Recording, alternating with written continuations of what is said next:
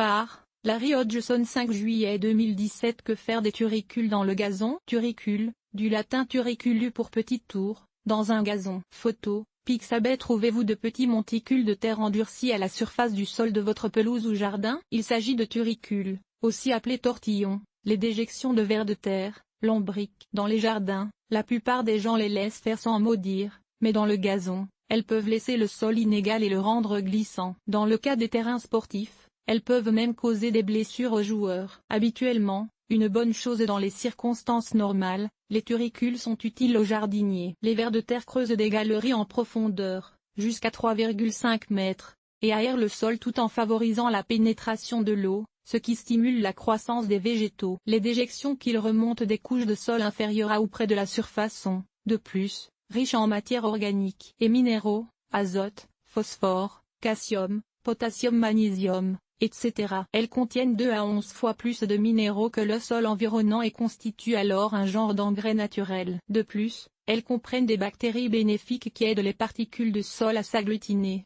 améliorant le drainage. Vermicompost. D'ailleurs, le vermicompost ou compost de vers de terre, fabriqué à partir de déjections de vers de terre, est généralement considéré comme le meilleur compost sur le marché. Logiquement, donc, tout jardinier serait heureux de la présence de turicules chez lui. Pas toujours apprécié dans le gazon. Turicule dans un gazon tondura. Photo, BWLCH Mauer, Wikimedia Commons. Dans le cas de la pelouse, plusieurs jardiniers sont toutefois choqués par la présence de turicules. Non seulement rendent-elles le sol un peu bosselé et inégal, mais, quand on tond la pelouse très courte, leur présence est visible. De vilaines petites taches brunes dans un tapis autrement vert et égal, à tel point que plusieurs propriétaires de pelouse cherchent des produits pour éliminer les vers de terre. Mais tuer les vers de terre pour éliminer les turicules n'est pas une bonne idée. D'abord, tout produit que vous appliquerez au sol pour tuer les vers de terre, comme un insecticide puissant, les vers de terre ne sont pas des insectes, mais sont sensibles à la plupart des insecticides, empoisonnera aussi les microbes et insectes bénéfiques qui y vivent. Ainsi, en éliminant un problème,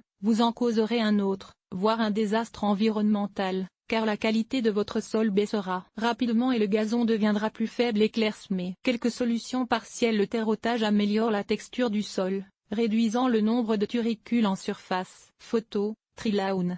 Comme il est à noter que les vers de terre produisent moins de turicules, et alors, des turicules plus petites qui se décomposent plus rapidement, dans les sols aérés et légers et beaucoup plus quand le sol est lourd et glaiseux. C'est que dans les sols légers, les vers de terre sont moins portés à monter en surface pour déposer leurs déjections, mais les font dans les tunnels qu'ils creusent. En améliorant la qualité du sol de votre gazon par le terreautage, vous arriverez à avoir un plus beau gazon avec moins de turicules. Une situation où tout le monde trouve son compte. Les vers de terre déposent davantage de turicules en surface quand le sol est très humide, car alors elles doivent remonter en surface pour respirer, et en profitent pour vider leurs intestins. Ainsi les tortillons sont plus fréquents pendant les périodes pluvieuses et moins quand il fait sec. L'utilisation de systèmes d'irrigation, qui souvent gardent le sol presque détrempé, augmente beaucoup le nombre de turicules. En évitant d'arroser le gazon, vous pouvez beaucoup réduire leur nombre, sans pour autant nuire aux vers de terre. Aussi, si vous tondez le gazon moins court, on recommande,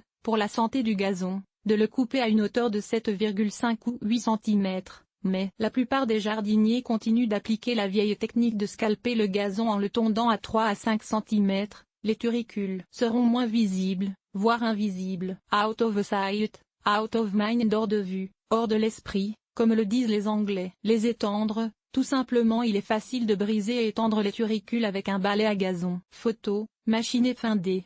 Comme quand la présence de turicules vous gêne, il est facile de les briser et de les étendre avec un balai à gazon. C'est ce que font les responsables des terrains sportifs avant un match.